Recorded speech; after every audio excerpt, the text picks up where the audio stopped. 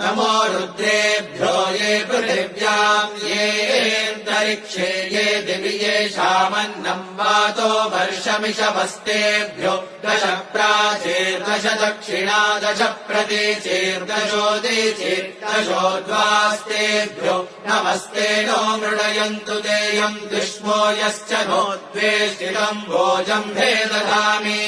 त्र्यम्बकम् यजामहे सुगन्धिम् पुष्टिवर्धनम् उर्वारुकमिव बन्धनान् मृत्योर्मुक्षीयमामृतात्